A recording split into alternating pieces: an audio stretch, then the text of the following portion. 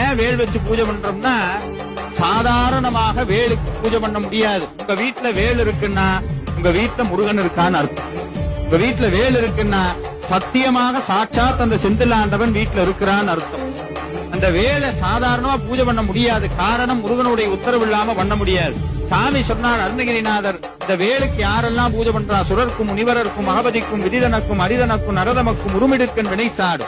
யாரெல்லாம் வாழ்க்கையில வினை கஷ்டம்னு வருதோ முதல்ல வேலை வச்சு பூஜை பண்ணுவாங்க. ஏன்னா வேல் நீங்க நினைக்கிற மாதிரி முருகன் மட்டும் கிடையாது, அது சாட்சாத் சிவஸ்வரூபம், சாட்சாத் சிவஸ்வரூபம்.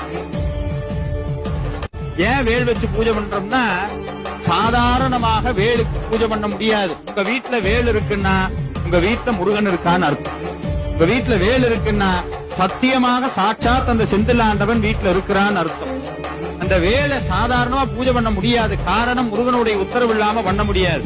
சாமி சொன்னார் அருணகிரிநாதர், இந்த வேலுக்கு யாரெல்லாம் பூஜை பண்றா, சுரர்க்கும் முனிவரருக்கும் மகபதிக்கும் விதிதனுக்கும் அரிதனுக்கும் நரதமக்கும் உருமிடுக்கன் வினை சாடு. யாரெல்லாம் வாழ்க்கையில வினை கஷ்டம்னு வருதோ முதல்ல வேலை வச்சு பூஜை பண்ணுவாங்க. ஏன்னா வேல் நீங்க நினைக்கிற மாதிரி முருகன் மட்டும் கிடையாது, அது சாட்சாத் சிவஸ்வரூபம், சாட்சாத் சிவஸ்வரூபம்.